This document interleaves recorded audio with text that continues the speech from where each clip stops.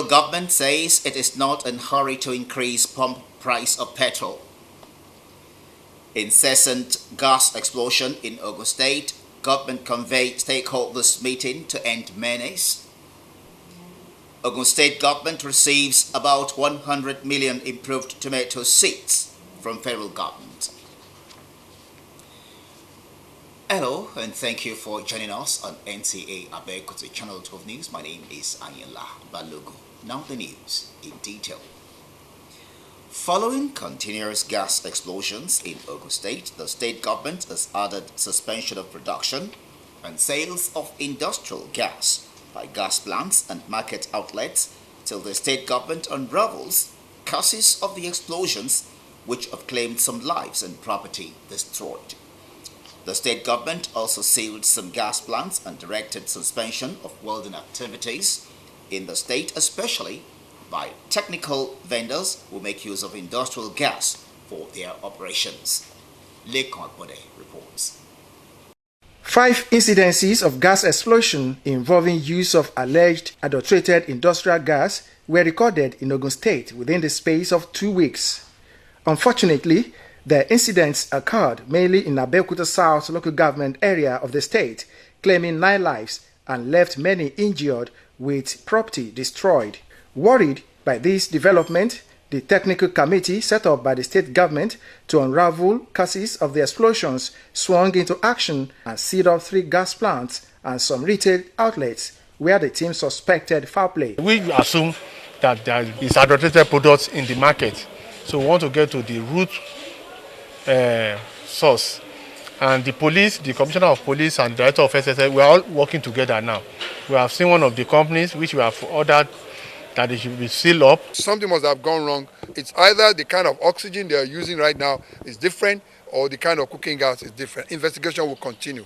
Now, the first thing to do to save the life of people is to stop the production or sales of oxygen. Not only that, the state government also suspended welding activities involving the use of industrial gas as part of efforts to curtail reoccurrence. So what we need to do right now, even if we are not stopping cooking gas, we'll stop all gas welding work in Ogun State for now to save lives of the people. No welding, no gas welding in Ogun. One, firstly, they should try to mop up the oxygen within that environment, that is within Abeokuta South, because all the major incidents have been happening within Abeokuta South. Ogun State government says it will not relent in its efforts to guarantee safety of lives and property in the state. In Abeokuta, Lekon Agbonde, Nta News. In related development, the Minister of State Petroleum Resources, Timipre Silva, says once again it has become necessary to assure Nigerians that despite the huge burden of under-recovery, the federal government is not in a hurry to increase the price of premium mother spirit petrol to reflect current market realities. The minister, who gave clarifications in a statement, said the current price of petrol will be retained in the month of June until the ongoing engagement with organized labor is concluded.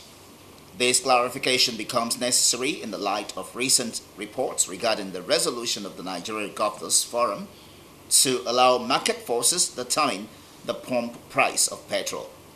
He strongly urges petroleum products marketers not to engage in any activity that could jeopardize the seamless supply and distribution system in place. He also advises the public to avoid panic buying because the Nigerian National Petroleum Corporation (NNPC) has enough stock of petrol products to keep the nation wet. The federal government is considering an adjustment to accommodate local artisanal oil refineries leveraging on pipeline surveillance phones. The Office of the Special Advisor to the President on Niger Delta is appealing to the National Assembly to insert the recommendations of the National Summit on the integration of modular artisanal refining in the ongoing PIB legislation, which was chaired by the Vice President Yemi Osinbajo. The recommendations include setting up of a desk in the Federal Ministry of Petroleum Resources, midstream, for modular and mini refiners operation. That a stakeholders safety committee involving the Office of the Vice President and other relevant government agencies in the oil sector be set up to ensure international best practice.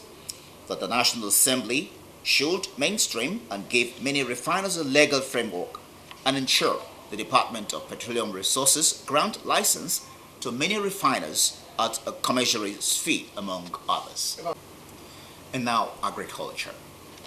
About 100 million improved tomato seeds have been presented to vegetable farmers in Ogun State by the Raw Materials Research and Development Council. At the presentation in Abeokuta, Ogun State Commissioner for Agriculture, Nta Abeokuta, says the gesture will engender sustainable growth in the tomato subsector and improved food sufficiency. Jemmy Dalimo has more. Regarded as fruit and vegetable, tomato is high in potassium and the source of lycopene, which is also an antioxidant. Nigeria is the 14th highest producer of tomato in the world and has the comparative advantage and potentials to lead the world in tomato production and exports. Director General Raw Materials Research and Development Council, Professor Uzaini Ibrahim, said the need to step up production of tomatoes in the state through the release of high-yield varieties to farmers informed the presentation. The focus of this particular program is for the farmer to be able to create a community seed banks whereby after harvesting they can replant it to increase the numbers of the tomato. Ogun State Commissioner for Agriculture Nta Abeokuta, while distributing the seeds to vegetable farmers, says more than 10 hectares of land have been cleared in 15 different locations across the state, mainly for tomato cultivation. People talk a lot about tomato. Now we are set also to hold our space in tomato production.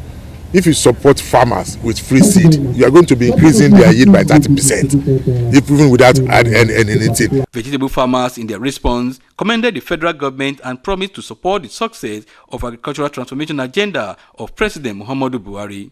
It will definitely increase my production, and with that I'll be able to salvage and my immediate community.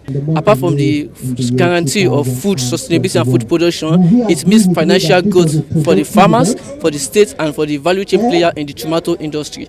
Getting a seed of that quantity, I'll put it into use, and I'm very sure of the yield I'll be getting from it. Ogun State government says the gesture will encourage more farmers to go into tomato farming, not only to bring down the price, but also make it available all year round.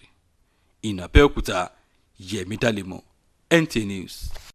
In a bid to set up efforts towards addressing the security challenges facing the country, 75 female officers of the Nigeria Security and Civil Defense Corps have graduated from training college at the end of a one-month rigorous training exercise in Katsina.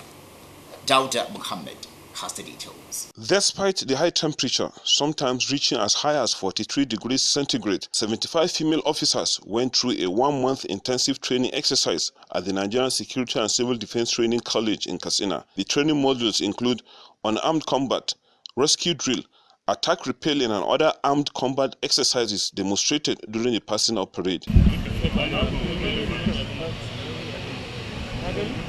Minister for Interior, Rauf Aregbesola, reiterated that enhancing the capacity of paramilitary agencies through enhanced training and welfare are strategies employed to overcome contemporary security challenges.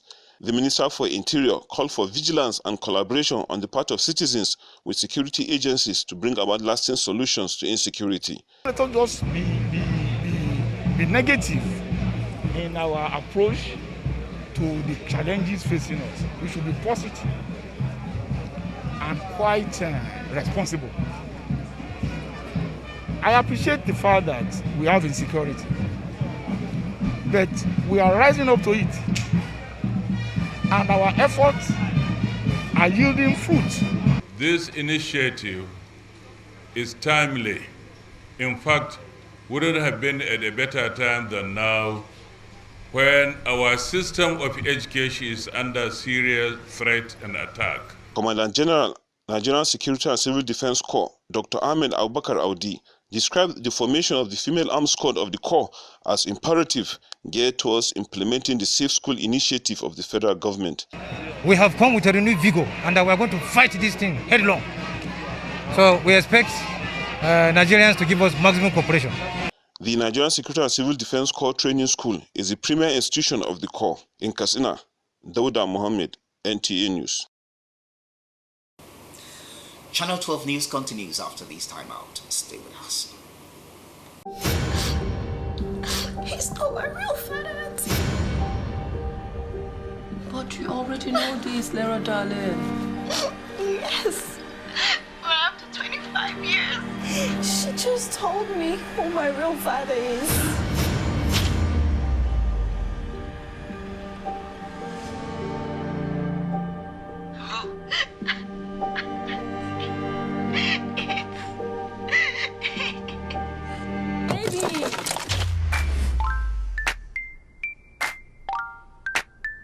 Baby, come inside now. Why are you still in the car? Introducing Glow YouTube plans. Feast your eyes from as low as 50 naira for 1 hour. Simply dial *777#.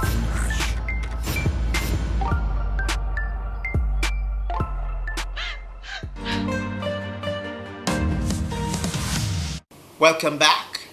The Ministry of Niger Delta Affairs says it will meet up with the first quarter 2022 deadline for the completion of the Section 1 to 4 dualization of the East-West Highway project.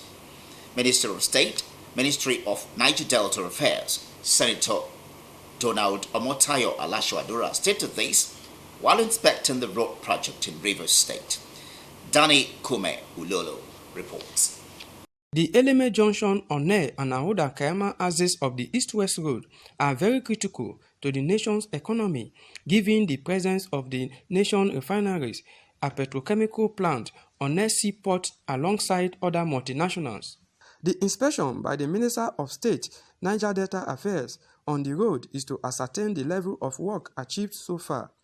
The minister inspected Section 2 and 1 of the East-West Road between Ahuda to Kayama, as well as the ongoing underground drainage work at Inkpolu. The underground drainage work between Eliozu and Tank is nearing completion. The minister equally inspected the Akpajo Junction with respect to the proposed flyover bridge and the damaged Aleto Bridge to be replaced with 2 new longer bridges. I am sure if work is not done here, within a very short period of time, the whole bridge might collapse. And if it collapses, it's going to cut the state into 2. And here we have almost all the industry. The minister expressed satisfaction with the level of work achieved, especially the deck on pipe bridge construction between Rivers and Akwa Ibom states. I am satisfied because these contractors were starved of funds in the past. We came, we said, this is not acceptable. So the second administration of President Muhammadu Buhari, and we try to look for funds from anywhere to ensure that this project is completed. According to the minister, all the bus section of the East-West Road will be completed in the first quarter of 2022 from the Eleme axis of the East-West Road. Yanukume Ulolo, NTA News. The federal government has called on world leaders to strengthen international cooperation as part of efforts to successfully combat terrorism and drug trafficking, among other criminal activities.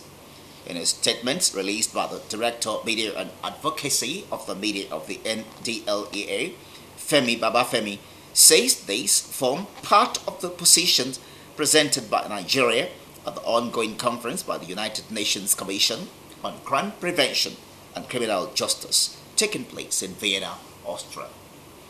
Chairman of the National Drug Law Enforcement Agency, NDLEA, Brigadier General Mohammed Buba Marwa retired, who presented Nigeria's position, says while nations deepen cooperation and strengthen the processes of combating the financing of terrorism and prevention of terrorists, says Nigeria is worried about the growing links between terrorism and other forms of crime, such as corruption, illicit financial flows, money laundering, illicit trafficking in drugs, cybercrime, trafficking in persons, and smuggling of migrants. He said to deal with the impending issues, state parties should ensure that illicit financial flows, when tracked, do not remain in the custody of enabling financial institutions, but should be transferred into escrow account, preferably in developing banks pending return to countries of origin. In the sports arena, let's join our correspondent on Sports Update.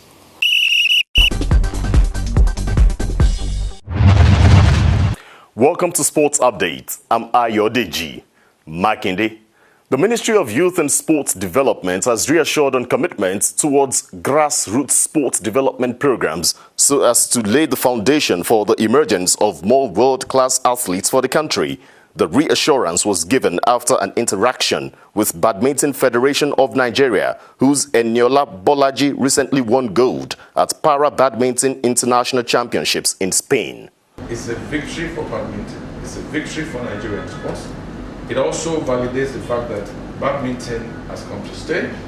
It also justifies the fact that of the 10 sport activities we picked for Olympics, we put badminton there. She has gone out there, represented us well, done Africa proud, done Nigeria proud. Let us bring her back to the source and come and hand over as the Honorable Minister. This is what your support has brought about. Meanwhile, Nigerian duo of Uche Eke and Annabel Agba will bid to qualify for the gymnastics event of Tokyo Olympics as they depart the country this weekend ahead of Olympics qualifying tournaments slated for Egypt May 23 to 28. Caretaker Chairman, Nigeria Gymnastics Federation, Kelvin Erumose, calls for more individual and corporate support so as to discover and project more gymnasts towards podium finishes in international tournaments. We've done so much. We've been able to bring out good gymnasts from different countries who are Nigerians and those here also. And in tennis, Joseph Ime takes on Nonso Madueke in the men's singles final of Davnoch Senior Tennis Championship at the National Tennis Center of the Moshood Abiola National Stadium, slated for this Saturday after both players secured straight sets victories in the semi-finals decided on Friday. In the women's final of the two-week event, Oyilomo Quadri plays against Aderemi Omolade as Sarah Adegoke retired in Game 12 due to injury, and Anu Ayebusi lost in straight sets in the second semis.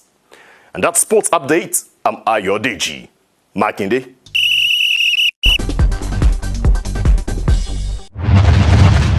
That wraps up Channel 12 News. I'm Ayala Balogun. Thanks for being there.